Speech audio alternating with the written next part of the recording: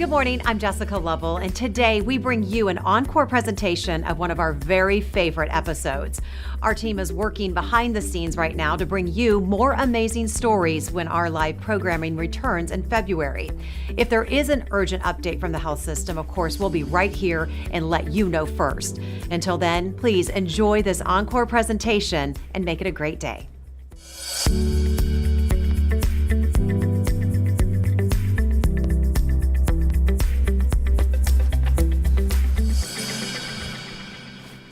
Good morning. I'm Dr. Steve Stites, Chief Medical Officer here at the University of Kansas Health System and Executive Vice Chancellor at the University of Kansas Medical Center. Hope you're having a great day. This is an open mics program. We're back with me, Dr. Stites. Today we're looking at how far we've come in treating multiple myeloma. It's the third leading blood cancer. When I started in medicine, it was a deadly disease.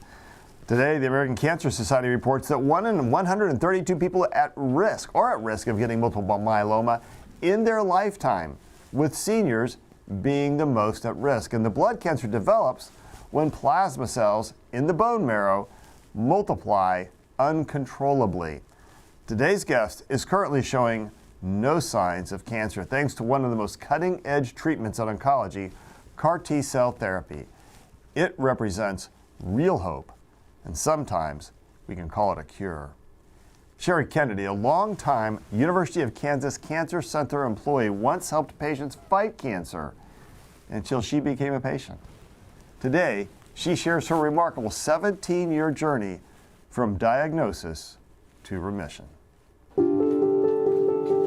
It began in 2007, a strange feeling at work Sherry Kennedy couldn't explain. I couldn't use my left hand, and a couple of months later found out there was a big tumor there eating on my bone. Tests confirm multiple myeloma, a rare blood cancer. What in the world is that? Sherry started treatment, radiation, chemotherapy, and later a stem cell transplant. They say it's going to make you really sick, we're going to almost kill you, and then we give you your cells back. After brief remission, the cancer returned 4 times. By 2021, the doctors at the University of Kansas Cancer Center recommended something new, CAR T-cell therapy. If an 11-year-old with leukemia can do it, you can do it. Dr. Roy Jensen, who worked with Sherry for years, says her case came at a turning point for cancer research. She received CAR T pretty early on. The early results had been so incredible. That trepidation was largely replaced with kind of relief and hope that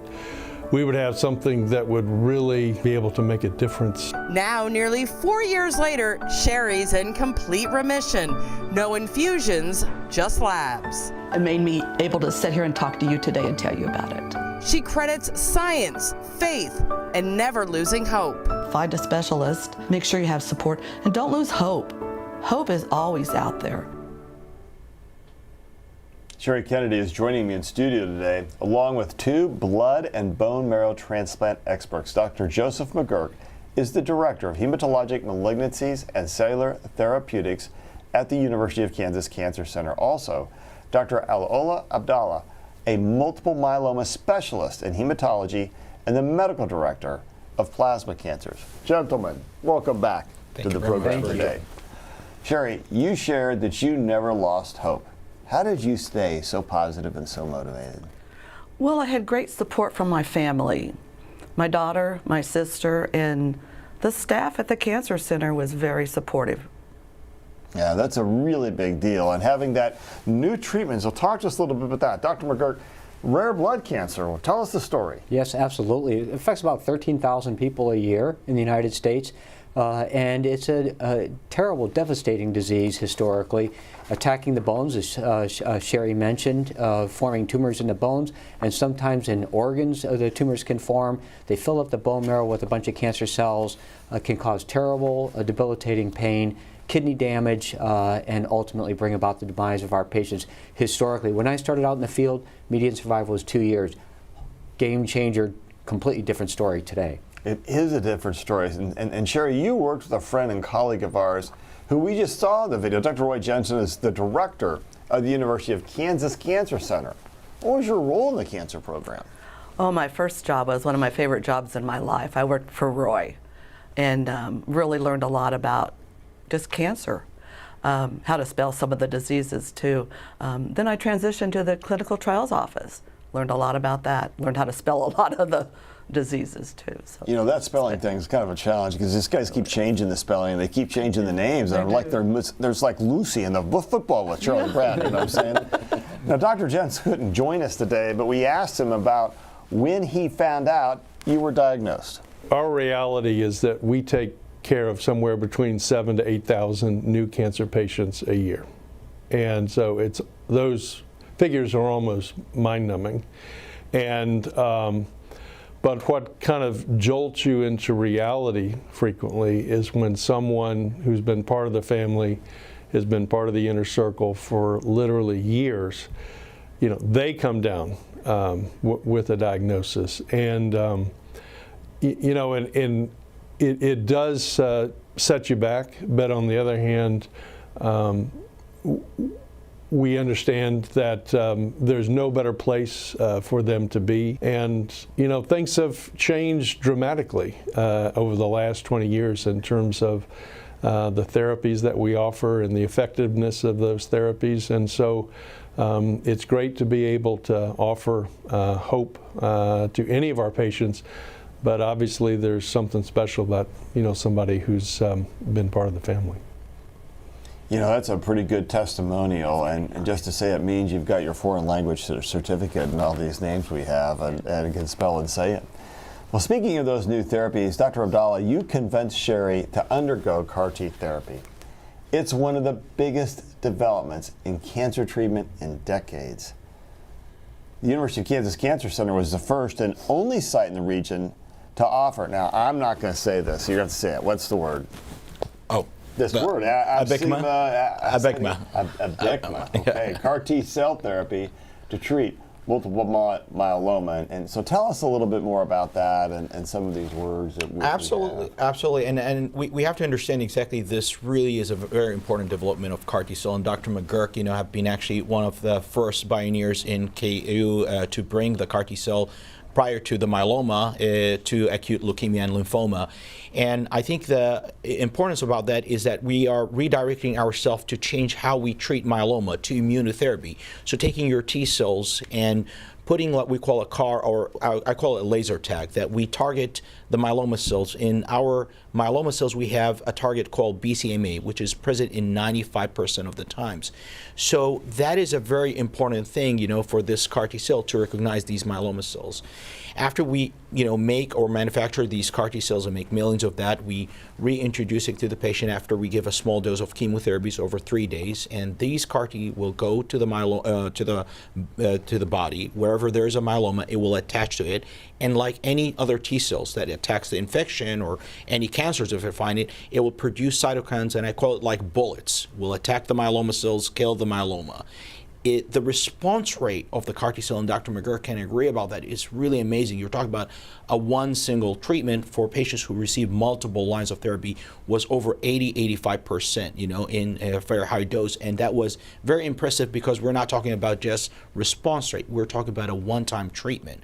So when we saw these results, we were very excited about it, especially like the historical results of prior to, you know, or standard care treatment or any drugs was barely 20-30%, and we moved to 80%. So that was a big and a huge jump using this CAR T. So let me get this right. You take the cells out, you reprogram them, you do something, and then they go play Stormtrooper and laser tag, and they kill the cancer, right? Correct. So really it's kind of like magic, only it's real, and we call it science. It's like it might have it right there, folks.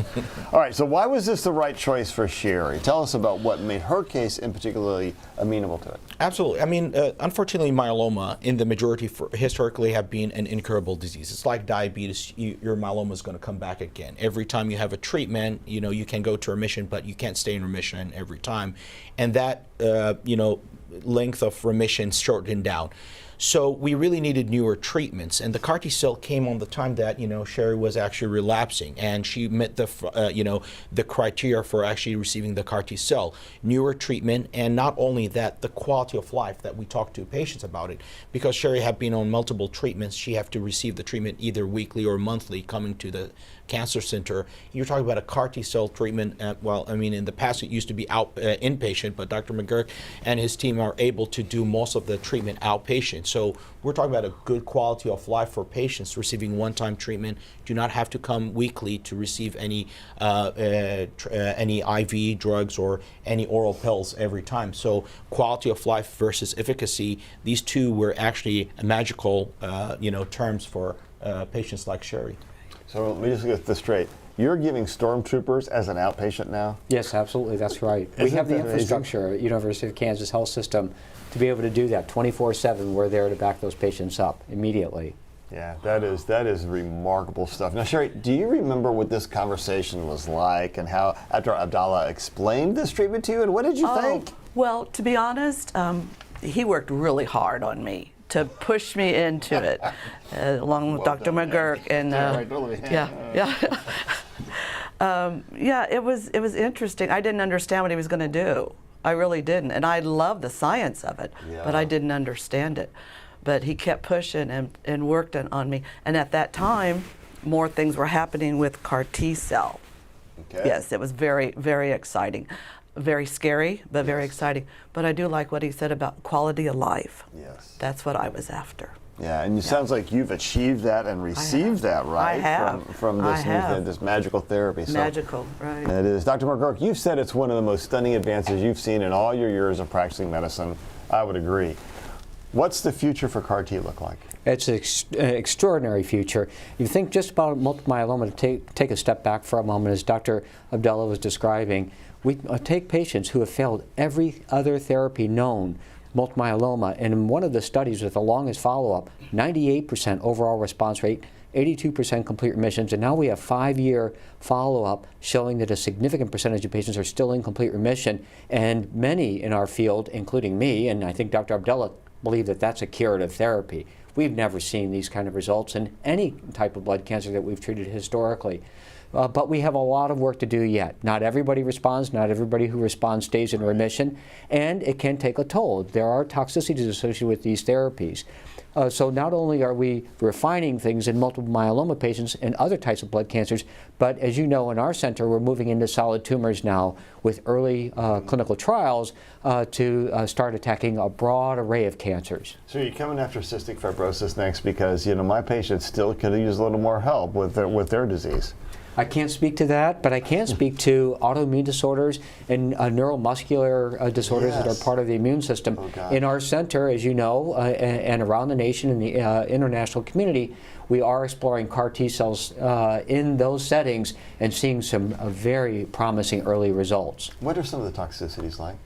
When those CAR T cells attack, they attack, as Dr. Abdallah mentioned, when they attack the flu, and you have the flu, the reason you feel lousy isn't because of the flu virus itself, it's the immune system's response and all of these cytokines that attack that flu infected cell. Same thing happens with cancer. So when you take CAR T cells and you give them to the patient, you infuse them into the patient's blood, they go after billions of cancer cells, and it can cause flu-like symptoms times 5. Okay, so you're feeling kind of crummy, but only for a while. And that's right. Can you ever do CAR T cell therapy a second time? It's a great question. And so for those patients who have relapsed, we have been doing different types of CAR T cells and seeing some remarkable results. Indeed, we're making a CAR T cell here at our institution in our laboratories that recognizes not just one target, like Dr. Abdallah mentioned, BCMA. Those cancer cells are smart, and they can pull that molecule off their surface and become stealth, and the T cell can't see them. So our strategy is to target 3 different types of molecule. Cool. So if one disappears, we're still going to get it. So I think my thing about stormtroopers is pretty accurate here. I love it. Dr. Jensen agrees. He says we are just at the beginning of the journey on what CAR T can do. In many ways, CAR T has, in its early stages, has had even more success than, say, like chemotherapy. When it began back in the 1960s. And I think that what it reflects is the fact that we're beginning to leverage a lot of very basic science knowledge around how the immune system works. I think we're just beginning on that journey. And so it's almost surprising the amount of success that it's had already. And as we learn more and are better able to fine-tune this therapy, I think it's going to be revolutionizing cancer care for many different types of cancers, not just hematologic malignancies. It is a pretty remarkable journey. Do you think you and I could take some of his hair? I sure would Oh like my to. God, he's got so It's much not of fair. it. No, what happened there? Okay, work on that one next. All right. So as we mentioned earlier, CAR T therapy has been called a miracle drug, and the success of the therapy so far is giving patients a newfound hope. And before CAR T therapy was an option, Sherry underwent radiation, followed by chemotherapy, and a stem cell transplant. Sherry did a tandem transplant, something that was considered aggressive, in 2007. A tandem transplant is when you receive 2 doses of high-dose chemotherapy, each course followed by an infusion of the patient's own healthy blood-forming stem cells. The treatments are given weeks or months apart, but are usually completed during a 6-month period. Dr. Abdallah, walk us through what's changed in treatment over the last 18 years. Do you still do these kind of tandem transplants? Why not just go right to CAR T? That's a great question, and I think this is a very important thing to, as Dr. McGurk say, in 2 years survival to now over 15 to 18 years, and we're hoping that we're going to start seeing cure. The reason of this shift happened because we're changing the way we are thinking how we treat myeloma from traditional chemotherapy now to more targeted therapy, and now we have the cellular therapy. The last 5 years we have seen all the cellular therapies evolved, and we have seen approval 2 CAR T cells and 3 bispecific drugs. This is a very important thing for our team to understand exactly like how much that really helped us a lot in terms of like how to treat myeloma. Not only we're talking about keeping patient in remission, but also we'll talk about quality of life, because 2 tandem transplant, that's really tough, for patients. And we stopped doing that years ago because we have great treatments right now. We have immunotherapy treatments, and I think the replacement of the stem cell transplant happened very quickly. Now, we're talking about tandem transplant. Now, the big question is everybody's asking, and Dr. McGurk, we have a little bit more debate about that. Can CAR T cell replace transplant? We do have a clinical trial that want to compare between CAR T cell versus transplant in newly diagnosed myeloma. We do have to understand that transplant have been there for years and years. It has been impossible to beat it, but maybe CAR T cell this time with the newer event can actually do that. We will know that through the clinical trial. So off the clinical trial, we do not do a CAR T cell up front, but in clinical trials, we do have a clinical trial that we can actually compare transplant versus CAR T in newly diagnosed myeloma. That is going to be so cool. Wow. What's going to win? Yeah. That's going to be therapy. Yeah, that's going to be a big match. It is going to be a good match. All right, so Dr. McGurk, over the last 2 decades, treatment results have improved considerably, largely because of a number of new myeloma drugs that have become available. CAR T therapy worked for Sherry, but maybe it is, but sometimes it's not the right choice. Who would benefit from CAR T? Who do you think would benefit from some of these newer medications, and are all these trials going to give us the answer? So these new drugs are remarkable in and of themselves, as Dr. Abdallah was mentioning. We're seeing complete remissions with what we call novel drugs in combinations. And so the current standard of care in the United States is novel drugs followed by stem cell transplant, followed by maintenance therapy with some of these novel drugs afterwards, and that's made remarkable progress. As Dr. Abdallah mentioned, our strategy currently is to challenge stem cell transplant. We never want to get completely wedded to any given technology. I'm a stem cell transplant doctor, but my focus and goal is to come up with the most effective therapy for patients. So CAR T cell therapy, and I predict it is going to replace stem cell transplant in the years to come. We have a ways to go, and we're conducting the studies now. And so the current strategy is upfront immunotherapies in different forms and new drugs, followed by stem cell transplant, followed by the maintenance therapy. I envision CAR T is going to supplant stem cell transplant, but the bigger question is, do we even need these novel drugs? Can CAR T cell therapy do this work up front as first-line therapy for patients with these diagnoses? And that is going to be explored over the next several years. That is amazing. And Dr. Abdallah, multiple myeloma is incurable in most cases, but remission rates and survival have really improved. What research are you following that has you the most hopeful? I think one of the research that Dr. McGurk already mentioned is multiple targeted. I think that's going to make a big change.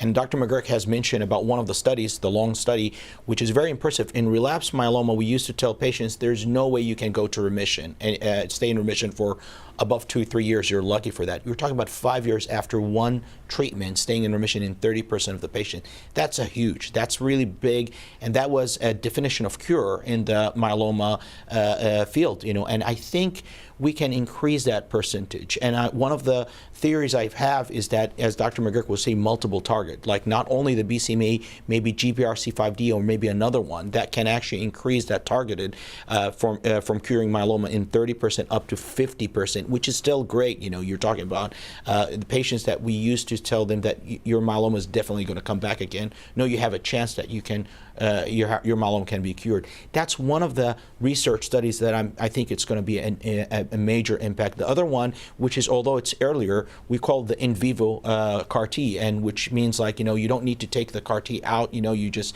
re-inject the virus, and you have the CAR T built inside your body. So this is kind of like going to be huge because it's going to be an access and available for a lot of patients. And I think these two things are going to make a big impact in the CAR T world. Yeah, that is amazing. Dr. McGurk, your thoughts? As mentioned, doing what's called in vivo CAR T development. We just had a meeting at 7 a.m. this morning, and we are one of just 8 centers in the nation that are going to open a clinical trial doing just that, and that is injecting what we call the vector to get those genes into the T cells inside of the patient without having to take their cells out and manipulate them in the laboratory. Very early exploration, but it's gee whiz science, an extraordinarily promising future.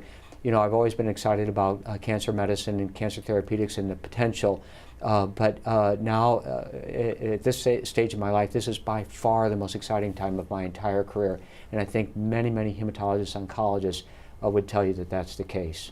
How can you not have faith in science when you see the difference that you and I have had in our careers? Absolutely. How can people constantly say, I'm going to go try all this other alternative stuff, when you see that myeloma patients today are alive who yesterday died? That's right. I mean, it is a remarkable, you and I have been in medicine so long, and we were doing rotating tourniquets back when I started for heart failure, and just watching people have heart attacks and people with cystic fibrosis when I started, lived about 5 years. And now, it's so different. And it's science that's changed us. Yes, absolutely. Yeah, it's amazing. Okay, we're here to answer your questions. Send them using the links on your screen to YouTube, Facebook, or email the Medical News Network. All right, let's check in with Doc Hawk. Yeah. All right. There's a new nasal vaccine for bird flu. Talk to us a little bit about that. Yeah, I think we need a nasal vaccine for science misinformation and disinformation, really. So I'll start out by saying that, avian influenza, so there are multiple types. Most recently, the H5N1 type has been circulating around the globe for the past couple years. We've really known about human infections really since the late 90s. That has occurred. There's been no real sustained human-to-human transmission, although there was a recent article just published that there has been silent human transmission, more than we know of, recently with this new H5N1 that has been circulating. But, what do we do? What do we have for protections? Well, there are 3 licensed vaccines for protection. The U.S. has made stockpiles of those. Certainly in one of those northern European countries, they were allowing some of their residents that were at high risk for it to be able to get vaccinated against H5N1. Recently in the news, however, there's been a new intranasal version of an H5N1 avian influenza virus vaccine that has been tested. Again, it is very early. There are still a lot of steps to make it to the market, make it available for people, but it is a very early phase 1 trial, just showing that it may have some efficacy, as we've seen some broad protection from this vaccine. So overall, I think it's too early to tell, but we are working to create protection and protective methods against avian influenza in humans. Right now, luckily, there is no sustained human-to-human transmission, but we know that many cases can be fatal, so it is important, and there always is that potential for avian influenza to become the next pandemic. However, again, we've known about human infections really since the late 90s. It hasn't gotten there yet, but we always need to be vigilant in doing the investigations and looking, and also creating things that can protect us as humans. And this may be one of those things that can help protect us. Pretty cool. Now, we've been looking at the benefits of COVID vaccination, and now there's a new analysis regarding teens and vaccinations. Yeah. Tell us about what that analysis shows, because I think it'd be kind of good news. Yeah, this is another recent study that we have seen, and basically what it showed is that vaccination can lower teenagers' risk of developing long COVID. As we know, long COVID is a horrible disease that affects many millions of people every year, or every day actually, in their daily lives. So what this study showed is that the risk of long COVID in these teens can be up to 36% lower in those teens that were vaccinated versus the teens that were unvaccinated and got infected. And basically, long COVID is a chronic condition that can affect multiple organ systems. It has been studied even in our health system. We've done several shows about long COVID as well. But it can affect things like people having brain fog, just having weakness and feeling tired all the time, shortness of breath, muscle aches, joint aches, really many systems that can be affected. And so we know that, we want our children to be protected because, from the disease, but also those long-term effects as well. Okay, there's another one that I think you've talked a little bit about adolescents 12 to 17, looked at some of those long COVID symptoms. Yeah. Anything else you want to add to that?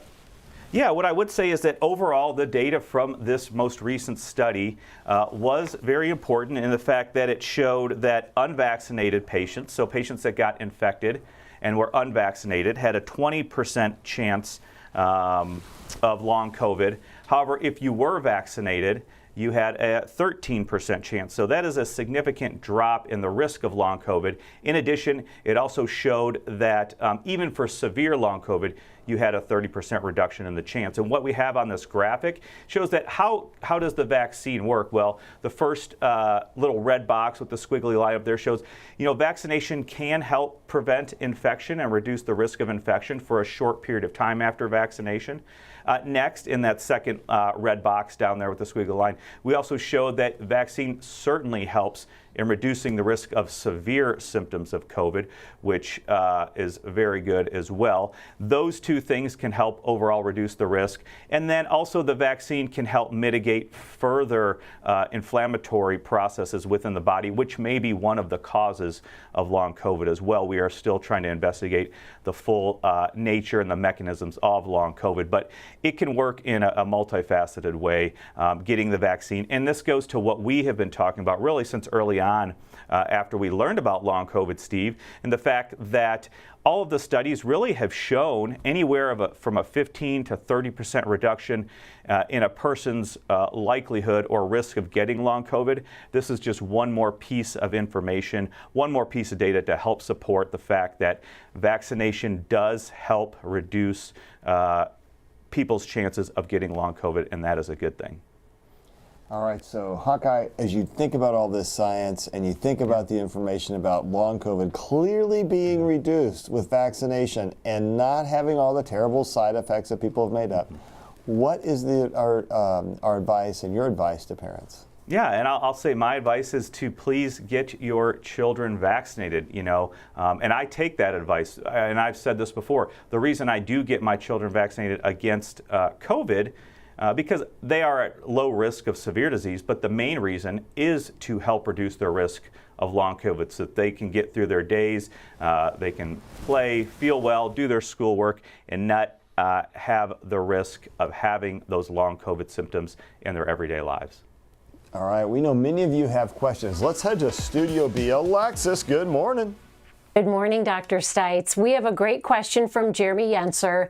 Jeremy wants to know, currently CAR T is using the patient's own cells, so is there any possibility that there could be universal CAR T cells from donors? Ooh, that's an interesting question. All right, guys. That's a great question. And so we are actually conducting such studies and looking at what we call off-the-shelf CAR T. Well, some of the things we've discovered about why not everybody responds, not everybody who responds stays in remission, is because the T cells in the patient who developed cancer, well, they developed cancer in the first place. T cells are supposed to prevent that. And so are they the best and healthiest T cells? And then in addition, as we mentioned, patients like Sherry who have received many different types of therapy, those therapies are not just toxic to cancer cells, they're toxic to the immune system and T cells as well. And so would it be better to use an 18 or 19-year-old college student to donate T cells and gene edit those so that they would not cause problems in our patient or be promptly rejected? And there are such studies. We've presented data nationally and internationally at meetings and such studies that we've conducted in different types of blood cancers. And we actually are forming a large network of centers throughout the Midwestern part of the nation under Dr. Gary Doolittle, the Midwest Cancer Alliance, that organization, to use off-the-shelf CAR T cells, which we can get the next day and not take weeks to manufacture, as was in the case for Sherry. Have them in 24 hours and take them out to our community affiliated centers and deliver the CAR T cells locally to improve access for patients in need. Great question. It is cutting edge. It's exactly what we're doing now. Lori has a question. Lori wants to know, are there risks associated with CAR T therapy, and if so, what are they? Most certainly there are risks. The patients receive chemotherapy beforehand. It's really just to suppress the immune system, not to treat the cancer. So the T cells will expand when we infuse them into the patient. That chemotherapy can cause low blood counts. We have to be mindful of that for some time period. They generally recover several weeks after the CAR T cells have been infused. When the CAR T cells are infused and they attack the cancer, they can cause significant flu-like symptoms, which of 95% of are very manageable with the therapies that we have to dampen down the immune system temporarily. But 5% of those patients can end up having to spend some time in the intensive care unit, and very rarely there have been fatalities associated with toxicities of CAR T, particularly in the early years of the development of these therapies. There can be neurological abnormalities that occur, transient, short-lived for our patients, because these T cells go into the central nervous system around the brain, the spinal cord, which is a good thing because cancer cells can hide out there. But when you get inflammation in those areas, it can be very challenging for our patients. Those are the principal toxicities that we contend with, but we have the infrastructure and the team 24/7 and all of our consultants in the institution who are very adept at handling those toxicities. Jill has a question for Sherry. So Sherry, this one is for you. She wants to know if you got super sick during the treatment like they said you would, or how you felt during the treatment. Oh, during CAR T, not really. The chemo I took before was a little challenging, but I was in hospital and I had great staff, Unit 41, 42, fabulous people, fabulous. And then I did get sick after that a little bit, got that high fever, and I did take that drug, ketamine, but it helped. It helped, yes. And a few days later I went home. So, Dr. Abdullah, one quick question for you. How many folks have you treated now with this CAR T therapy? Myeloma? That's a great question. I really need to look exactly and see how many, but I think it's like, how many we have CAR T? 600. Yes. Yeah. Really? Yeah, That's great. We're one of the largest centers in the nation. Yeah, that's a big deal. And those are 600 people who have a chance to live Yes, that sir. without science would not have lived. I'm going to do on my really thing. I'm going to invent a new world. IntSci. Don't listen to internet science. IntSci is not real science. I like it. Listen to the people who actually do the science. All right, this has been a great discussion. I'm grateful for our guests for being here. I want to hear final thoughts before we go. Dr. Jensen couldn't be here today, but Sherry, he did want to share this message with you. Everybody in the Cancer Center obviously, celebrates, her success, and we're so, grateful that we could offer her,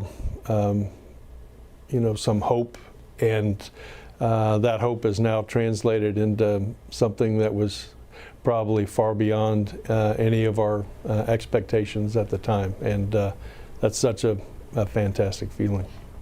Oh, that's powerful, Sherry. That's really nice. It's very nice, yeah. All right. Dr. Abdullah. Well, I mean, I think, we have, a few things to say about that. Always remember clinical trials are the reason why we're right now here, So we encourage a lot of patients, to ask about clinical trials with your oncologist and to reach out to KU Cancer Center. We have a really great office. We have great trials. Dr. McGurk is bringing the, world-class trials. We're not talking about any kind of trials, and that's very important. All right. Dr. McGurk? Yes, so absolutely clinical trials. And get yourself to a comprehensive cancer center like that at University of Kansas Cancer Center. You will be treated by folks who are very, very focused on specific types of cancers, who have an array of clinical trials that will be available to you and are cutting edge. You'll know you're getting the right therapy and you're under the best care possible. Absolutely essential. This is an extraordinarily promising time, but you got to get yourselves educated about the options. I love to say it, faith, hope, and science. Each of those is very powerful. The faith in science to help us get better. The hope that the research is going to take us to a different place. And the fact that science can deliver. Not the science you read on the internet, but the real science being done by scientists who have taken a disease that had almost 100% mortality rate, and today is a treatable disease in the long run, and maybe we can almost say the word cure. Faith, hope, and science allows us to live long and prosper. We'll see you next week.